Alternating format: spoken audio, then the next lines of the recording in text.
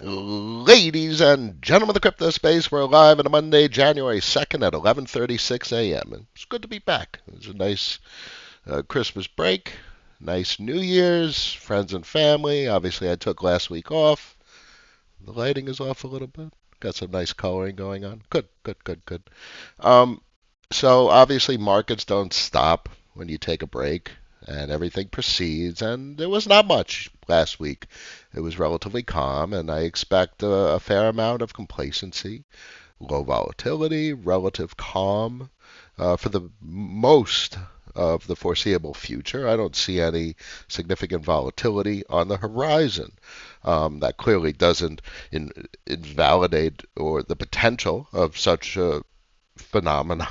Clearly, we got DCG this morning, and their what they've done with Genesis and their relationship with Gemini, causing all sorts of concern across the board. Another liquidation event coming off of last year's cascading sequence of volatility. It's totally not dismissible. They could pull through. The entirety of human reality reduces to odds. Odds of an occurrence actually playing out as expected or not. And that's risk. So, can it happen? Sure. I expect relatively low volatility. So, that's my base case for at least what I could see on the horizon. I expect boredom, at least in the sense that what activity can I do? What actions can I take? I'm not going to be taking risk in a market like this and necessarily buying something that I speculatively believe has a potential to drive capital inflow. I'm not going to be engaging with adversarial market activity, buy low, sell high, capital gains activities.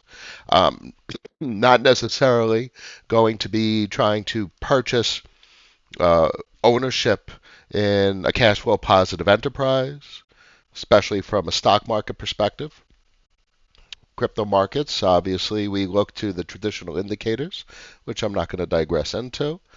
Liquidity, and systemic liquidity has been draining and continuing to drain. And don't fight the Fed. They're doing QT. They're going to continue to drain the liquidity. Always remember your DeFi Llama stablecoins, and you can see the micro liquidity, the macro liquidity is another story, but it continues to drain. So we will see continued underperformance and depreciation generally. So that's the base case. So what do you do when the markets are boring, when there's low volatility, almost no opportunity for capital gains, or no volume through protocols to generate increasing revenue, which drives capital inflows? You think about structuring and how to prepare. What do you want to look at? Where do you want to be? What do you want to engage with when market volatility to the upside and capital inflow to the upside starts occurring again? This is when you prepare. Folks hibernate. They dismiss markets when times are bad, and they get enthusiastic and exuberant when times are good. But the opposite is something to be considerate of. When times are poor and boring, this is when you dig in. This is when you really put in the due diligence to do something different. So I wanted to talk today about structuring. I didn't have the screen up, so I was looking at DeFi Llama. I didn't look at any of the screens other than DeFi Llama for liquidity. But I wanted to talk today about structuring and how easy it is to structure what you do and for what reasons. First and foremost, the traditional world is based on the written word, documentation, and notarization. So I just wanted to highlight how easy that is. You could write on a piece of paper a bill of sale and sell something. I sell, me, the seller, to a buyer, this for X price, and you notarize it.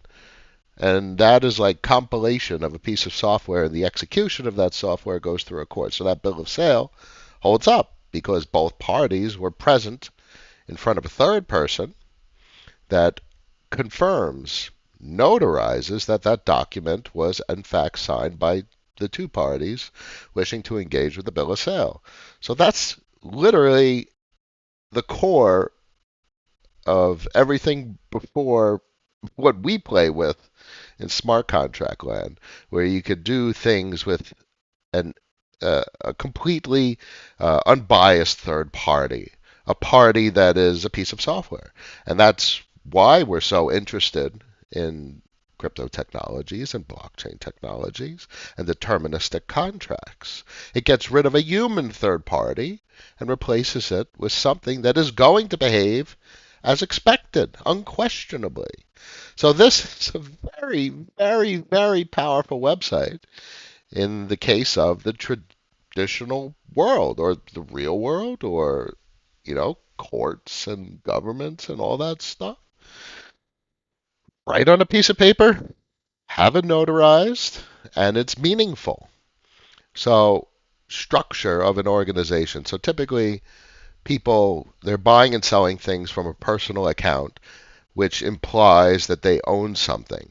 But if you have done that historically and you've bought and sold assets, digital, it's more complicated with like a brokerage account, like a Fidelity, for example, because if you create a new entity, that the account that you have with Fidelity is associated with your person.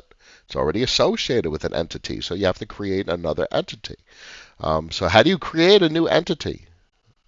A non-living, breathing, but reporting entity. It's actually really simple.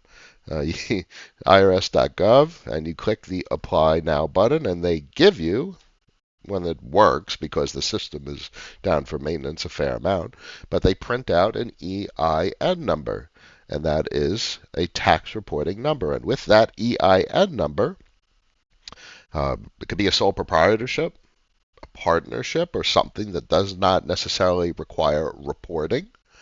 So corporations, as S corps, LLCs, so on and so forth, have different structure for different purposes and different reasons, but they all are dependent on an EIN number.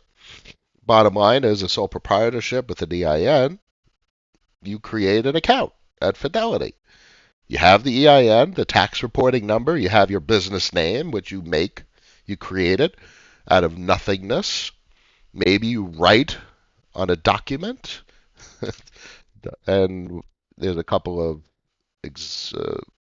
websites that I found that are decent. Obviously, traditional LegalZoom. LegalZoom has a variety of documents, but this one was nice. Law Depot has some nice stuff for a bill of sale. What types of property? Oh, look, here, this is for a living trust. You want to put a property in a living trust. Noah Seidman, sell this property to a trust. It doesn't have to be a living trust. Is just a name. You could be any type of structure you want, and there's many different structures for trust, and all that is more documentation and more notarization of how it's structured. We'll talk about trust in a bit if we have time. But here's another one. Is this Fire? No, that's Firebird. Where's Filebase? Here, First Base. This looks pretty cool. Launch a business. So a lot of them are the package deals. Like they'll give you the documentation for the corporation and maybe submit it to the local court for registration, and they give you an EIN. So how did they get an EIN? They basically go here. This is how anyone gets an EIN. So that's why you could do this with a sole proprietorship or a partnership or a trust. For instance, what were we just looking at? Law Depot, how to create a free revocable living trust. Now, you have to do your due diligence. What is a revocable living trust? What is an irrevocable living trust? What is a grantor trust? What is a non-grantor trust? How does capital get into a trust? What does that even mean? What is a non-grantor trust? So trusts are quite interesting. I have opted for trust structure. Corporations are much more for businesses that have many persons, in my opinion. And the trust is much more ancient. It has properties of an IRA and that is quite interesting, especially when structured accordingly. And it's all about who has the party, what parties involved, and what are their roles. There's three roles in a trust. You have the trust protector, the beneficiaries, and the trustee. Trustees. You can have many different persons acting as these roles, and you can outsource them to other people. But the beneficiaries are the most important. Now, a trust has two purposes: to serve the assets of the trust. That's it. It's not you. If you're a trustee and you're engaging with capital markets, it's irrelevant for you. It's for the assets. The person's interest is for the best interest of the assets. And then the beneficiaries, serving the beneficiaries. But I've heard stories over the years, and I never put the full picture together until more recently as I've gotten older. But for instance, let's say a beneficiary has a medical bill. They go to a dentist and they want the trust to pay the dentist. The trust beneficiary goes to the trustee and says, I got a dental bill. It is the trustee's obligation to make sure that the trust has capital, is earning capital, and is doing what is in the best interest of the assets of the trust. It is not paying the bill of the beneficiary. It is to protect the assets for the beneficiary, and in many cases to protect the assets from the beneficiary. That's fascinating. So how do assets get into a trust? You sell shit to a trust. Now, in many trusts, there's a grantor who has an interest in the trust as well. And in my opinion, it's best to get rid of the grantor and have three parties: the trustee, the trust protector, which is just defines who has what roles, and the beneficiaries. So a trustee can gift assets to a trust, can sell assets to a trust, can loan assets to a trust. So can the beneficiaries. And then there's a debt. If someone sells $100,000 worth of stuff to a trust, the trust owes them $100,000. How do you do that? You put a bill of sale. Pick first base, LegalZoom, bill of sale. Where was the document? Here. No, here. Bill of sale, estate, finance. Bill of sale. Create a bill of sale. Right, maybe you don't want to pay for it. I think there's a free bill of sale. But just use Google and you can find these documents. Look, there's a free bill of sale. Other. And this is literally step by step. I'm in Florida. Save and continue. What am I selling? Entire crypto portfolio. For example, you just transferred your entire crypto portfolio. Now, with this document of a bill of sale, notarized by notarize.com, you no longer own anything. If anyone asks, what do you own? I don't own anything. So this is, and now another entity does. And if somebody wanted to ask that other entity what they own, they'd have to first identify that entity, who controls that entity, the operating structure, who to contact to ask about the operating structure. And that's how you don't own anything. And that's how you get things out from under your name. And that's what a trust is. You sell your house to the trust. And then the trust owns it. And the trust, that's another story, because then you have to get title agencies. And like in other states, you have to get lawyers involved. Like New York, you need a lawyer to do all that documentation. But in many states, you just need the title agency, and you create a bill of sale, and the title agency transfers the title. And then your title is now entitled to a trust. And then you have a certificate of trust, which is a simplified document defining the structure and who controls and runs the trust, and that's submitted with the title to the whatever registrar, the tax authority of your local region. And what do you do from there? You could be yourself as the trustees of a trust, but then, okay, why not have a corporation?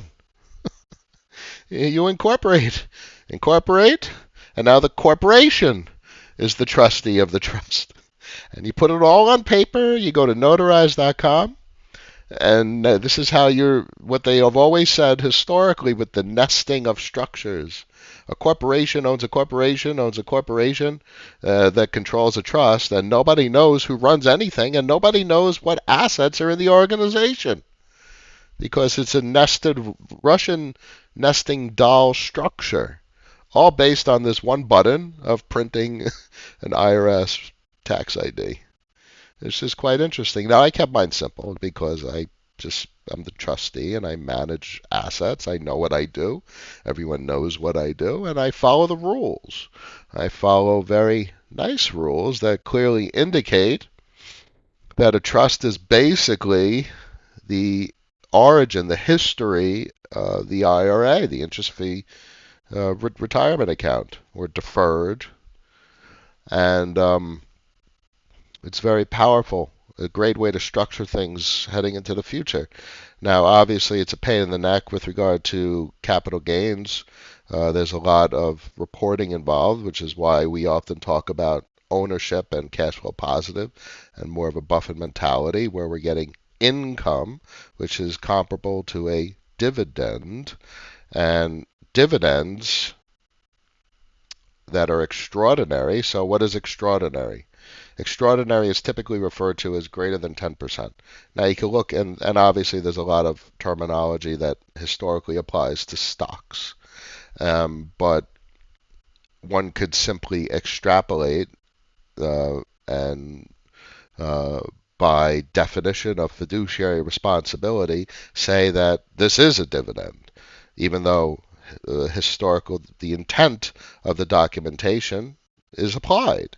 And that's a good part of what interpretation of these organizational structures requires is interpretation. What is the faith, the good faith of what is being done? And the good faith is to conform to these rules. A dividend is received from something you own, and it conforms with something that's extraordinary.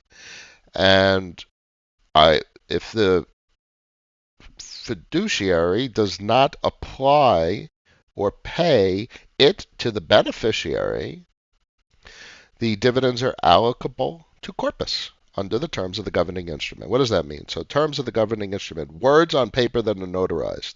The rule is written on paper that the fiduciary says, I'm not going to give this to the beneficiary. I'm not going to give this to my kids. I'm going to put it in the corpus. And that means it's not income. It's excluded from gross income, so it's not taxable. Now, this all is complicated, especially with regard to when a trust rolls over in 20, 30, 40 years, and when you pass away, a trust dissolves. There's a difference between the value of the trust and the end value of the trust and the starting value of the trust. And there's a capital difference, and if that's paid to the beneficiary, there's a capital gain due. So in many trust structures, it's a deferred capital gain tax obligation. So this is really the art of tax deferral. Certainly not tax avoidance. These are the rules. And I found this quite fascinating. So this is something that everyone could do significant due diligence with, and how to structure a trust. There's plenty of lawyers that love to charge fees. There's boutique trust offerings.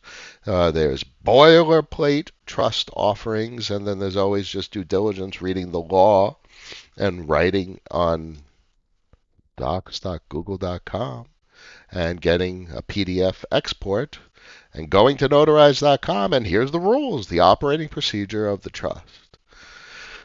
Pretty cool, huh? So the same pretty much applies to capital gains. You're able to, as fiduciary, define something as an extraordinary dividend. So that's a little bit more outside of something that I would do. But if it's a rule, it's a rule. And what matters is the intent. And always remember, the intent of a trust is to protect the assets for the beneficiary and to protect the assets from the beneficiary. It literally is what's the best interest for the assets and the growth of the trust, the health of the trust, the capacity of the trust to support the beneficiary. And frankly, there's a lot of benefits for the fiduciary as well. Medical, You could if you sell a property to the trust, you could rent the property from the trust, and the trust is responsible for tax payments, for improving the property, maintaining the property, so on and so forth. And that all comes from the income of the trust. So you can see how this quickly becomes something that is very interesting. So I hope this helps. I think this is much more powerful than a corporation, which is much more structured to an organization of people, whereas a trust clearly has family written all over it. This is a family type of structure for the assets, for the children, which has benefits for everyone involved in the trust structure surrounding you really the assets of the trust, to protect the assets of the trust. You don't own shit. If anyone asks if you own something, you don't. But you're a fiduciary of something that owns something.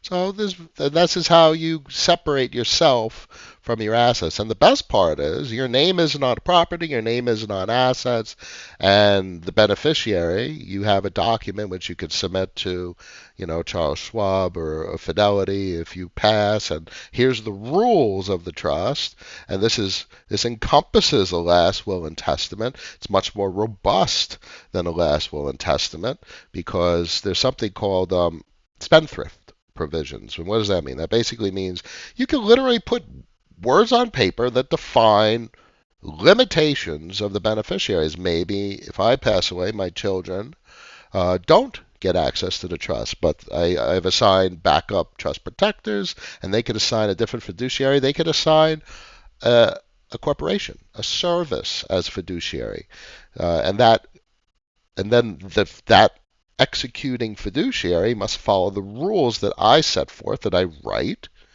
while I'm alive. And this is theoretically when if I pass, and then those are the operating procedures. So the children, my kids, under certain conditions, can access certain amounts of capital. Maybe they want to purchase a small apartment, and the trustee says, "All right, we have capital," and then the trust buys the apartment, and the beneficiary uses the apartment, but the trust owns it. So it all gets very interesting, and this is just a wonderful way to think about how to manage assets and capital. That changes a lot. These rules are very different as compared to income. You got to remember, the entire structure of this damn country is based on personal and corporate income. And this is not personal nor corporate income. Personal income is if the trust makes a profit and pays you income as a salary, or employs someone with a 1099 as a salary. That's personal income. The trust corpus is very historic. It is a very protected entity for the purpose of protecting itself from the government, to protect assets from the government, to protect itself from the beneficiaries, and for the sole interest of protecting the assets for the assets. So hope that helps a little bit. I find this document and I find reading over Cornell's law documents very interesting. A lot of great subtlety and great history involved. Tapsy's in the house. Kazika, hope you're doing great. Angelo, pleasure. Roberto, hola, buena tarde. Going curious, happy 2023. If only I knew the same for Europe. I wanted to launch a company for years, but lawyer counsel is very pricey. Go to LegalZoom. There must be a European version of LegalZoom. Hey, look, start my living trust, $279. Now, I guess that's pricey, but you could also just Google uh, basic trust documents. And there's probably some basic trust documents which you could start off of. Um, Guide to reading your trust document. Well, I'm not going to dig in too much, but the point is, you could do this stuff. It's worth the effort. And it's basically a last will and testament, but it's more robust because you could define the rules, the spendthrift provisions, you get the tax benefits kinda isn't a tax benefit because you got to break away from the notion of personal income. It's not your income. You can't spend it. You if you sell a car, $30,000 to the trust now has an asset. The trust owes you 30 grand, but the car doesn't make 30 grand. Maybe if it's auto driving itself, but it's very different with financial instruments. So like crypto assets that produce an income. So you sell your crypto assets to the trust, 50 grand worth of crypto assets producing $250 a week. The trust owes you 50 grand. So a that is an expense, a qualified trust expense. The trust is obligated to service its debt obligation. So you that is a capital outflow, but that's not income to you because you sold something and you're just getting compensated for that sale. So you have to reprogram the way you think about capital and really what the government does. What is taxation? What is income tax? It's very different with historic structures like a trust. Hope that helps. KPL farming solidly? No, I ain't doing any of that shit in this kind of environment. But I have my eyes on. I'm very interested. It will take some time for the flywheel to start. It has some decent liquidity, mostly from Deuce, 3.5 mil. Some USD ETH, very nice to see, 1.6 mil in USDC, USDT. Another mil. Oh, really? All right. So we got some capital inflow. It's good to see. And Monolith launched, at least its basic user interface for um, MO Solid to be claimed. That's great. I had a nice little claim there, whatever was left from all that activity we did on Phantom. And I'm not doing anything. This is not an environment where I'm going to be taking much risk at all for the benefit of trust assets and the beneficiaries, of course. I just want income. And whatever it produces, it produces. So Thursday is a must wait. It's all about capital inflow versus outflow. You got to see what happens with the solidly price point. There's no liquidity whatsoever right now. So, and you're going to have a significant increase in circulating volume of coins on Thursday when emissions start. And you have to see what the market actors are going to do. Are they going to deploy to liquidity, and there's going to be deeper liquidity? Or are they just going to liquidate and extract income? And you can't do anything until you see what people are doing, and that is likely their behavior, especially in this kind of market. They're likely just going to capitalize. Predators market. They're just going to dump everything. And in fact, frankly, it's a fair amount of depreciation here, and that is entirely expected. But guess what increases on Thursday? The amount of emissions. So this is expected to significantly decrease, and obviously there's a point where a discount emerges relative to the income it is producing. So what drives that income is obviously third-party capital inflow, of which we will see what happens. Now, obviously there's a lot of protocols that have partnered, and we'll see what kind of capex they deploy, and that is what drives solidly acquisition. Because if they're deploying $200,000 a week, like what occurs for Curve, that changes everything. 200 grand worth a week is exactly what people are chasing.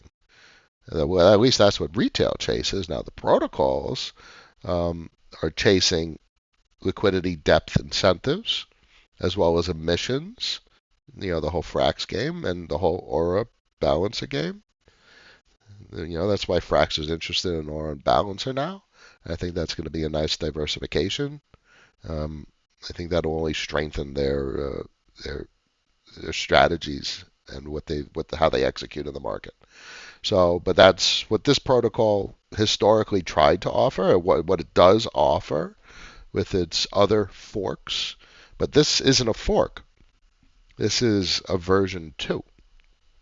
So I'm quite interested in the behavior and what happens on Thursday, what kind of emissions occur, because I always had a high opinion of the original documentation. And my expectation is this is going to be very interesting. If anything, I kind of expect this to perform at least better than Velodrome and other forks.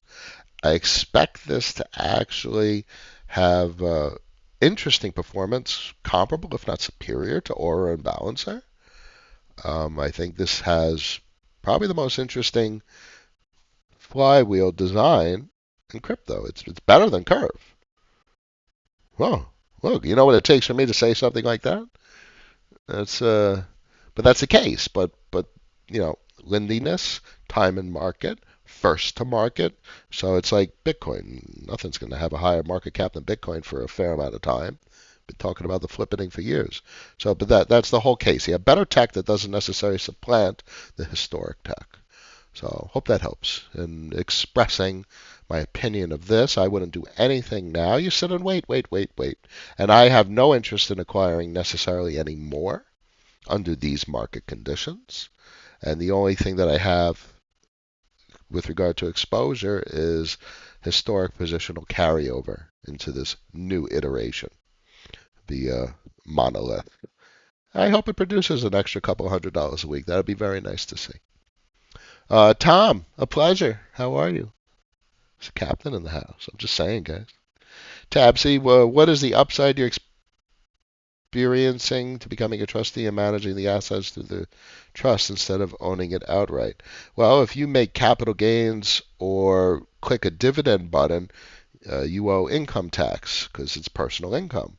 Well, that doesn't work that way with trusts. Uh, it's a different mental mindset. The the trustee has a capacity to allocate that to corpus, which means it's not gross income. It's just additional corpus capital. So it's not taxable in the same way. So that's the biggest thing. You still have to report that capital was received, but the fiduciary's responsibility is to allocate it to trust corpus, and it's not gross income. So that is something that's defined in operating procedures, and it's the responsibility of the trustee to execute accordingly for the best interest of the trust assets, for the benefit of beneficiaries, and for the benefit of qualified trust expenses, which is servicing debt obligations. How does capital get into the trust? I sold some stuff to it, so it owes me a debt. So you got to reprogram. We have to reprogram, and that's what I've tried to talk about. We'll continue to try and talk about. I think that this is very important stuff that most people don't entertain. Noah, please help me understand. Do we need to be concerned with ETH moving to proof of stake makes Ethereum vulnerable to the whim of government oversight and few large players hold more control over Ethereum, making less decentralized? A little bit. Um, Decentralized. It's a very deep conversation, decentralization. And I'll leave that for Vitalik to argue for the merits of proof of stake. Now, we see obvious benefits with the monetary policy changes, where it's extremely disinflationary. There's only a 5,180 Ethereum increase in supply since the merge, and pre-merge it would have been 1,296,000. So that's a disinflationary collapse to such a degree that there's only 0.014% inflation compared to what was 3.589 and compared to Bitcoin, which is 1.716. So this is magnitudes, orders of magnitude less inflationary as compared to Bitcoin. Bitcoin is significantly more inflationary than Ethereum. That is a fascinating reality for the monetary policy. So everything in technology is a cost-benefit analysis. What is less decentralized? I guess how decentralized is Bitcoin? How many mining pools are there? So this is all an ongoing conversation with everyone fighting back and forth, which is the most protected against the government. As we run around with our stable coins, as Bitcoin is completely dependent on centralized exchanges for the conversion to a currency that people will purchase with egg sandwiches. I love that conversation. what is the price of Bitcoin if you can't sell it on a centralized exchange? There's no decentralized exchanges. If there is, there's no liquidity. So how do you buy something with Bitcoin? You need to sell it for dollars. How do you do that? On a damn centralized exchange. So Bitcoin has its merits, and I myself am quite fond of it, especially the stable sats protocol.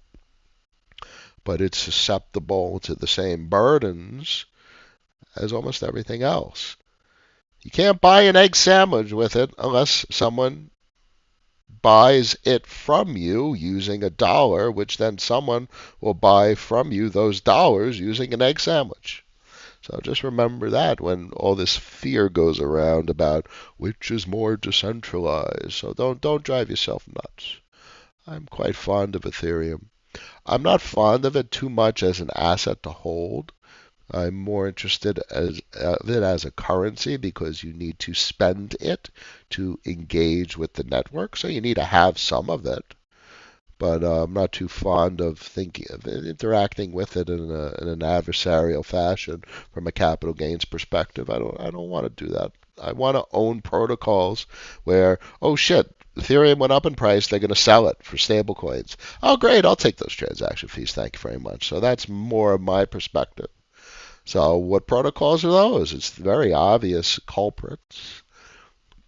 Curve, Aura, Balancer, Solidly. I'm interested in Tapioca, which is coming out soon. That's it. Of all this shit that's going on, that's the most interesting things to me. Now, obviously, I like the derivative protocols, GMX and Hero we've talked about. And obviously, Solana's gotten a bad rap over the months, but we'll see what plays out. This is all speculative because, in the end, anything other than having a dollar bill in your pocket is speculative. So that's what we do here. That's the degree of speculation that I do. There's risk, and that's the risk that I take. And everyone has their degrees of risk, but you have to define the shit that you do. Define how much risk you're taking. Define it. And if you don't, that's an extra risk if you don't define what you're doing. Hope that helps. Mike Brown, pleasure. Happy New Year. One curious, I would guess Trump's tax filing probably had some helpful strategies. Nah, I'm not too fond of what he did. I mean, it was a grantor trust. So his whole shit is a trust. Is trust, corporation. It's a nested Russian doll. It's exactly what I was talking about. But his was a grantor trust because who was the grantor? His father. His father put a shitload of money into the trust, and the grantor retains rights while he's alive. And, that's why the grantor does that, make a grantor trust, because they want their rights. And there's more power and more protection with a non-grantor trust because then it's just the assets unto itself that have all the attention. It is the entire responsibility to protect the assets. And the fiduciary is not in it for themselves. The fiduciary is in it for the assets, to protect the assets. From everyone, from tax authorities, from the beneficiaries, from themselves. The fiduciary acts in the sole interest of protecting the assets. So I found it interesting, or not surprising rather, that he structured everything accordingly. I'm not surprised that there's little to no income. I mean, most of it was negative income, or and if anything, the income is not gross income and it gets deferred. So that's with regard to taxation. And with regard to his spending, I mean, look, if he owns a hotel, it's the responsibility of the trust to maintain the hotel so there's no taxable income there. Trump's not paying taxes, but the trust is managing the hotel, and the hotel or his homes give him a room, allow him to rent the trust, rent the asset from the trust. So when you have a trust or when you participate in the activities of a trust, you don't have to own shit. You don't really have to make any money. You rent a home, you rent a car, and you borrow things, and it's up to the fiduciary. Now, I'm interested in his role. I think he's a beneficiary. So he gets the distributions, which are taxable, but taxable to the trust. I don't know. I don't know. It depends. I don't know the rules of a beneficiary distribution because I have absolutely no interest in distributing any capital to my children, which are adolescents. So I have not entertained those nuances to the rules and regulations. Um, so that's something to consider. And maybe those beneficiary distributions were merely allocated towards the rental agreements. So what's the point? You don't need any income if you're just renting and borrowing and leasing and loaning and repaying debt, and it's a whole fascinating thing. The government really attacks the individual and taxes the individual. But everything changes with regard to the historic rules from British common law in the 1400s. So what happened was a lot of modern day structure is based around the historic laws because the, the modern structure needed to respect the laws because the courts are so powerful in enforcing the history of British common law and modern common law, which is basically court case precedents, which is a derivative of historic common law. So it's all based on this original law. Isn't that fascinating? They had to build modern day structures respecting the traditional law. So, what's the traditional law? Follow those rules. Okay. I like those original rules. The general public is actually quite surprised at those original rules. Like, why would Trump pay very little taxes? I mean, he's literally just following the rules. The problem is exactly a tweet that I wrote a couple, maybe last week. The general public has no fucking idea what the original rules are. They have no idea that the entire legal system is designed to protect them from the government. The courts are a check and balance against the executive branch, against all the rules and regulations of regulatory and tax authorities. So these laws are protect us. But it's not protection. It's just everyone has a misinterpretation of the way the system is designed to operate. And, it is what it is. Either people do the due diligence or not. And I was not surprised to see the Trump structure. You know, is what it is. Follow the rules. Fascinating stuff, One Curious. I hope that helps. One Curious, as long as a tax obligation exists, we'll need fiat on and off ramps so dollar remains king. Well, that's just not because of tax obligations. That's because of the consensus denomination of commodities and consumer staples. As long as a gas tank and an egg sandwich is priced in dollars, someone's going to sell some Bitcoin for dollars. You can sell anything for dollars because you want that damn egg sandwich and a tank of gas, or in my case, electricity, charge my cars. So that's why dollar remains king. And the dollar remains king as an opt-in system because the rest of the damn world chose voluntarily to borrow everything they have in dollar denominations. So they need dollars to pay their debt and to repay the principal and the position. So it was completely opt-in why dollar is what it is. But I hope this helps, guys. We talked about structure of things, why things are quite surprising, especially tax authority, tax obligation, as compared to the way corporations and trusts are taxed. Everything, the general public forgot. They forgot it's the courts that enforce the laws, and they're really designed to protect us from the government, and and there's great benefit to understanding the way the laws were historically written, to follow them, to execute them, to write on a piece of paper and get things notarized, and that defines rules, operating procedures to get a separate EIN number, and you sell your stuff to this entity, whether it's a partnership or whatever you want to structure. There's no reason to own anything Because if you don't own anything and someone says, "What do you own?" You don't own anything. Something else owns it, and you happen to either be a CEO or some sort of partner or a trustee, and you control something, but you don't own it.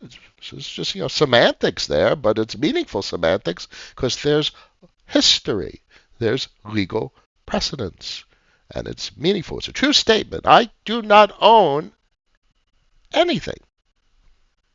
I don't own a house.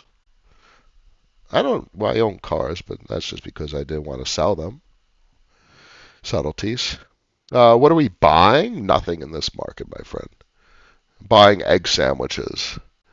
Uh, you want to buy, obviously, when liquidity starts to flow in, but liquidity is not going anywhere but down. Hey, look, I got Hex up.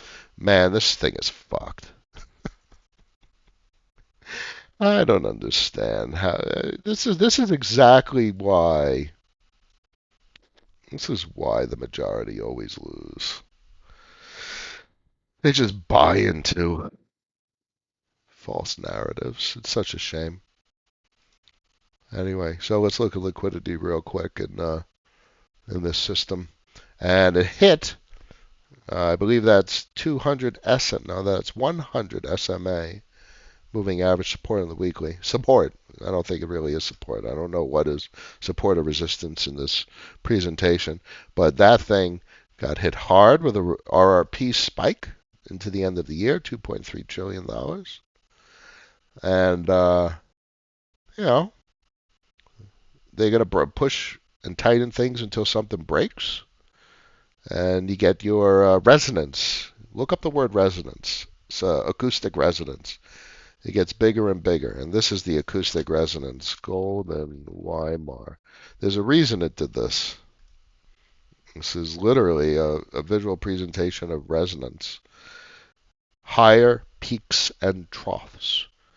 And that's resonance because, they inflated and then they're crashing it and they're going to have to do a lot more to stabilize it and then they're going to have to do a lot more to contain it and it just gets more pronounced each cycle. Now, clearly history is just something to refer to. History I wouldn't expect this to play out in any regard. It's a whole different circumstance, but I like looking at this chart because of the resonance that is clearly depicted. Higher peaks and troughs. I find that fascinating. Because I do expect that resonance to play out to a degree. I don't think they have any control.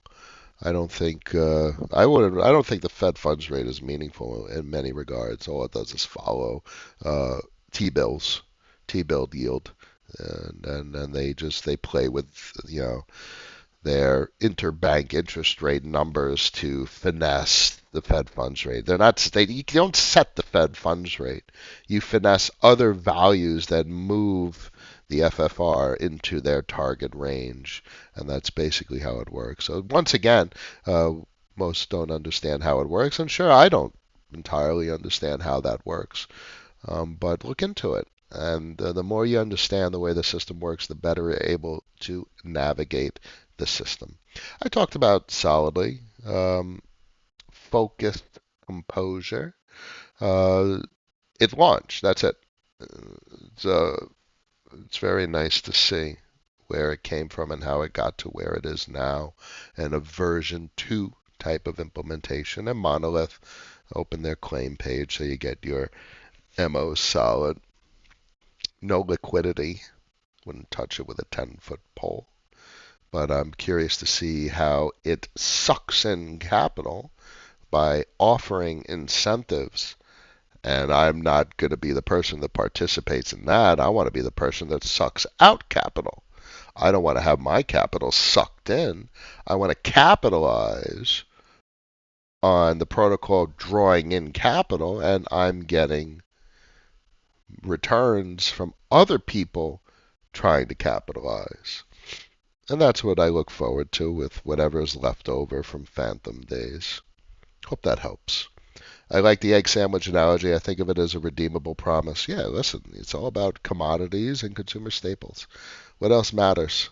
If it's cold outside, you need a commodity. You need heating oil and electricity. If you're hungry, you need a consumer staple. You need your food, which means some cow needed to give its life, or some pig, or some chicken needed to shit out an egg, and someone needed to transport it using commodities and steel and aluminum and wiring and copper to make a truck, and electricity to put in a refrigerator.